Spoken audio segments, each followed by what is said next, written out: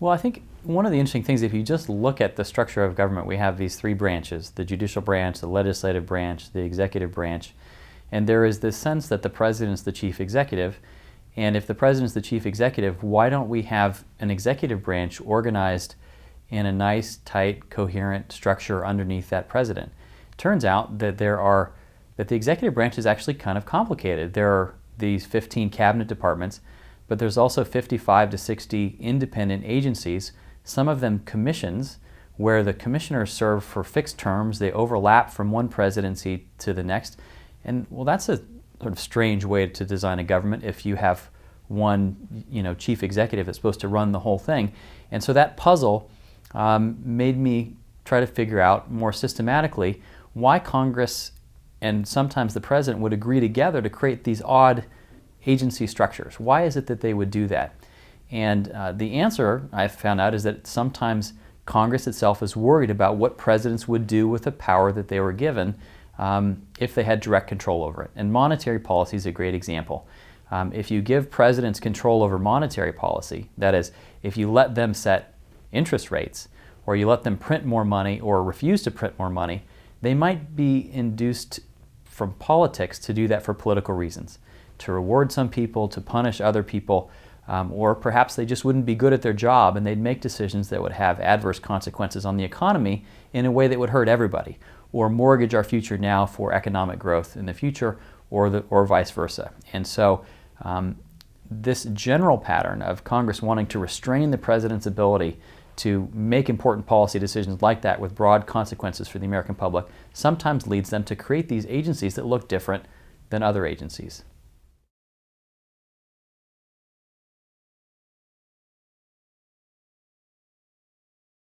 If I wanted to recreate the research process, the way that I would do that is, say, I started with a question, which is, why are some agencies designed to be insulated from presidential control? And then I said, okay, how am I going to answer that question? So what I did was I said, well, why don't I look at all of the agencies that have been created in the last 50 or 60 years and go back and research the politics that surrounded each of those cases and see what similarities or what patterns or systematic trends existed. And that was the way I approached this question. I had some expectations in advance about what presidents would think and what Congress would think based on their different places in the political process. And then I said, okay, so I've got all the data. There are some trends that exist there. I have some ideas about what trends should exist. And let me see whether these expectations are true or not. So I thought, presidents are really going to want control. They're going to want no insulation. They're going to want to have access to all of the resources so they can do what the public has elected them to do. And I thought, Congress is going to be concerned sometimes about agreeing with the president if the president's from their party, but in other cases they're really going to be concerned about presidents having too much power and using that power in ways that they don't like. And given those expectations, then let's look at these cases. Let's figure out what the politics was. Let's figure out what they were thinking about at the time. And then looking over time at all of those cases, you get very clear patterns that explain when Congress is successful limiting the president's influence. What I did originally was I said, okay, let me figure out which agencies were created. And so there are these government documents that exist, the United States Government Manual, that are published every year. And so I went from year to year and said, here's the list of agencies that exist in 1946. And then I went to 1947. Here are the agencies that exist in 1947. Here are the agencies that exist in 1948. And so I built a list of all of the new agencies. And then I went back and I said, well, how did they get created? Did they get created by a piece of legislation? Did they get created by an executive order by the president? Did they get created by some kind of internal departmental order? Or did they get created by this vehicle called a reorganization plan? And then once I found out what those were, then I tracked those down. I found the legislation, or I found the executive order. I read what those documents said and what they said about structure. Is it a commission? Is it an administration? How many political appointees are they? Do they serve for fixed terms, or can the president fire them at will? And then when I had all of that data that described the structure of these different agencies that have been created, then I said, let's look at whether this is unified government where both chambers in Congress and the president share the same party, or is it a period of divided government where the president and Congress don't necessarily share the same party? Is there a difference in structure based on those political configurations? does Congress want to stop the president more when they don't share their same political views? And then I said, well, what about how secure Congress is? Do they think they're going to be in power for a long time or not? And let me look from year to year and say, how big's the majority? And if they have a really big majority, that likely means they think they're going to be in power for a long time, and so they're less worried about losing power. Because I thought, Congress probably, if they're worried about losing power, really is concerned about locking in, insulating their policies for the long run. And it turns out that that's true. So that's kind of what I did. I said, let's get characteristics of all these agencies over the years. Let's match it up with political factors like who controls Congress and who controls the White House.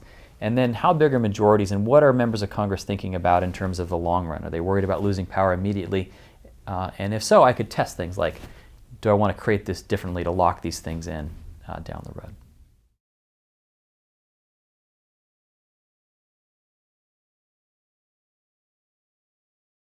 One of the main things that was really surprising to me was how much of this process happened with presidents doing things. It wasn't a congressionally driven process. So much of this was unilateral action. It was executive orders or departmental orders in ways where presidents were taking advantage of Congress to either preempt Congress from doing something that presidents didn't want, or to create things in a way where Congress would have a hard time stopping presidents.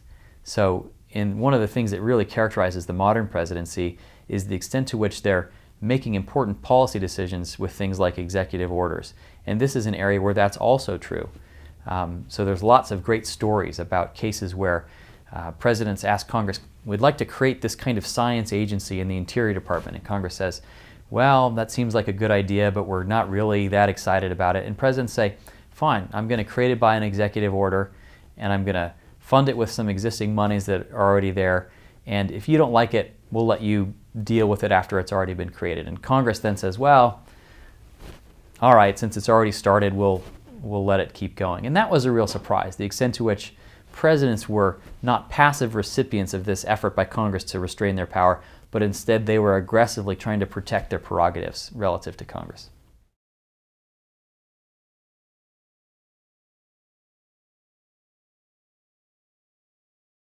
Well, one of the things that we know about modern American government is that government has grown in size. The policies that government enacts have grown in scope. Government's more complex than it's ever been. And Congress has found itself less and less able to make policy decisions on really technical issues on their own. And so they've given that responsibility to other actors in government to do, with the provision that they're going to oversee what they do. And so Congress has delegated lots and lots of policy-making decisions to administrative officials, to cabinet secretaries, to commissioners, to the president himself. And so that's the context in which all this is taking place. And the question then is, well, okay, if they're giving away all this authority, why in some cases do presidents get to keep that authority themselves, and why in other cases do they give that responsibility to someone that the president doesn't have direct control over? And the answer to that question has to do with a couple of factors. One is the extent to which decisions need to be made quickly and with dispatch. Something like foreign policy, where presidents have natural advantages in foreign policy, it's difficult to give that responsibility away. Presidents can keep secrets, they can negotiate quickly, they have information first before anybody else does, and those natural advantages make it very difficult to give that authority away to somebody that the voters don't control, but also might not necessarily have the authority to bring the full resources of government behind their decisions. In other cases, like economic policy, that's not quite as necessary, so decisions sometimes need to be made quickly, but not in the nature of we're being attacked and we need to have a response. It's more in the nature of unemployment's going up or inflation is increasing. What's our long-term economic policy going to be? So the immediate need for quick decisions and for secrecy aren't quite as great in those areas as they are in foreign policy. So that's one factor. Another factor has to do with the extent to which decisions are going to have a large consequence immediately on different sectors of the economy and different parts of our society. So where important big policy decisions have to be made by someone other than Congress, you want to build in safeguards to make sure that those decisions are made carefully and not in relation to political motives or in a way that would affect the political process directly. So we'd love to do that in foreign policy if we could, but exigencies make that impossible. In economic policy, that's really, really important, and we can do it in a way that protects voters and protects people, and so that's the way Congress thinks about how to make those decisions.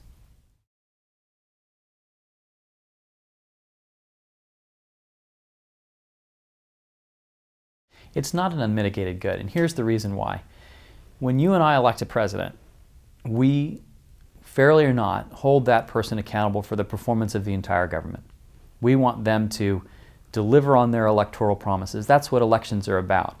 But if we have an executive branch that's designed in part to be insulated from direct presidential control, we're taking away the president's ability to deliver on election promises, to coordinate the executive branch into a coherent policy or a coherent set of actions that will be responsive to the public. And so it's not good. In some ways, it's nice to have some policies removed from presidential control, but on the other hand, it makes presidents less able to respond to voters when voters want change. There are structural barriers to presidents doing what voters have asked them to do, or at least what presidents interpret voters having asked them to do.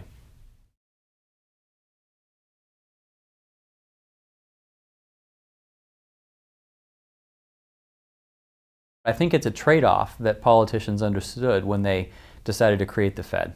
It wasn't as if they said, oh no, sometime the Fed might have a lot of power and make decisions that disadvantage us.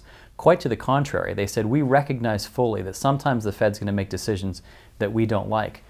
The problem for us, if we're Congress, is that if we make these decisions ourselves, or if we allow the president to make these decisions, we have such strong incentives in the moment to make decisions that are politically palatable to satisfy short-term political interests that we may sacrifice long-term economic growth. And so we need to take these decisions out of our hands and give that authority to people who aren't so susceptible to political influence to make decisions that are in the best interest of the nation. So for example, if there's a debt problem, that is, if there's interest rates are at such a place that people have loaned lots of money, and then all the people who owe money come to us and say, print more money, make money more plentiful so that we can pay off our debts easier. Well, that's great, and it's a politically useful idea, and it may help you get reelected, but the problem is it hurts the economy, because then people say, I'm not going to loan money anymore. I'm not going to invest money anymore because my investment may not pay off down the road. And so all of us are hurt, because economic growth goes down because people won't invest money because the money that they originally gave isn't as valuable as it was at the time that they gave it, and we're all worse off. And so giving away that authority is a frank recognition on the part of politicians that, hey, like we're political animals, we're sensitive to political pressures, and maybe it'd be better for somebody who has the best interests of the nation at heart in making these decisions. We recognize we're going to put ourselves at risk doing this. It's going to be politically unpopular, but it's probably the right decision for the economy and for the nation as a whole.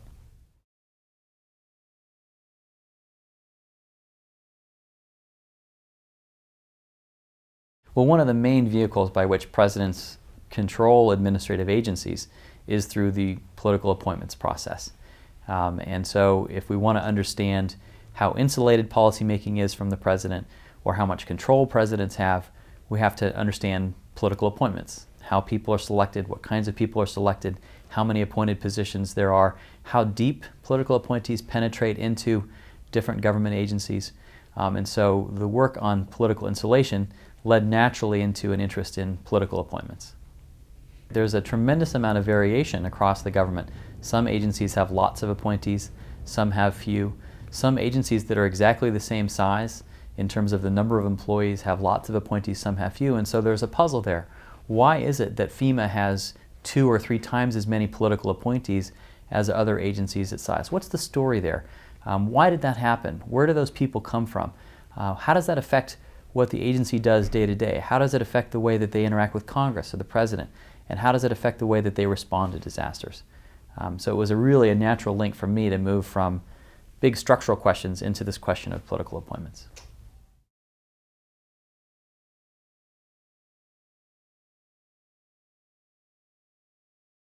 I think many times these structural issues really are about policy. That is, the way you think how agencies should be designed, what personnel systems should look like, how much control over spending there should be, whether reorganization that power can be used by department secretaries.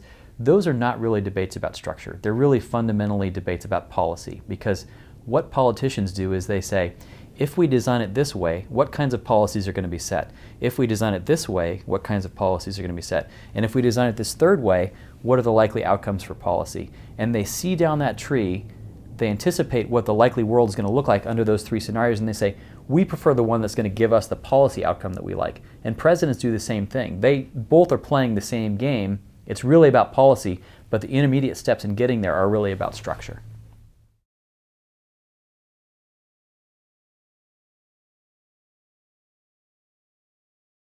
I was one of these funny cases where I had been interested in politics from a pretty young age, and so I went to do my undergraduate research, I went to do my undergraduate, and I thought, what do I want to major in?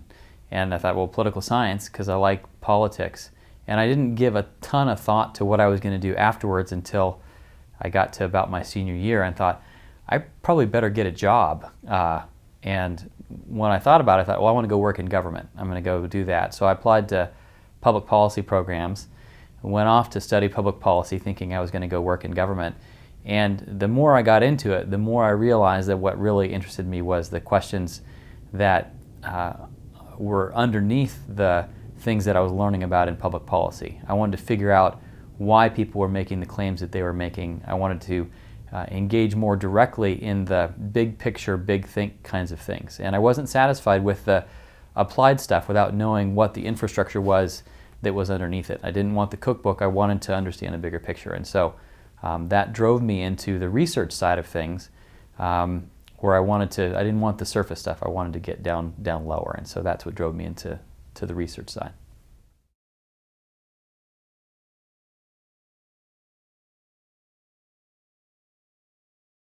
First is, as a citizen in a democracy, it's important to understand the political process and how to be involved, how to have your voice be heard, understand how others are participating in the process, because the decisions that governments make, everything from trash collection to policing to Social Security checks that people in society are going to get, to the rules that you have on your workplace, the rules that govern universities, those things are all set in the political system. And those decisions that politicians make influence you and decide what your life's going to look like. And so if you want to understand that part of your life, you need to understand the political process. So that's one thing I would say.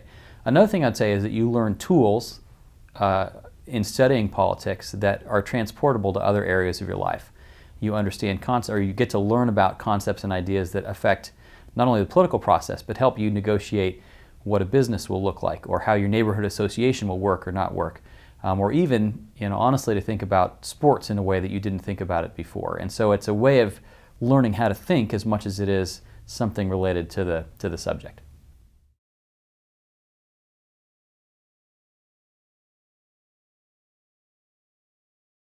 This view that political science research is irrelevant to practical living or the way that people operate day to day, I think reflects a misunderstanding of what political scientists do. In my own case, the work that I do has direct application to things that people care about and the way that important decisions are made. So for example, if we want to understand different aspects of monetary or economic policy, you have to understand why an organization like the Fed makes those decisions as opposed to the president himself or Congress. Why isn't it that these decisions are debated on the floors of Congress and made there? Well, there's a reason behind that. And if you understand that, you understand whether the Fed is a good idea or a bad idea in a larger perspective that informs your views about politics in a way that will prevent you from making mistakes down the road on important policy decisions. The other stuff that I do has direct application to people's lives, so the causes and consequences of the politicization of the bureaucracy. If you want to understand why FEMA responded poorly to Hurricane Katrina in a way that caused millions of dollars of damage and affected millions of people's lives, you have to understand why presidents make the choices they do about the appointees that they put in office and what effects those have on performance of government agencies. And that's something I care about deeply as well. So I think both of those areas of research have direct applicability to concrete things that affect people's lives day to day.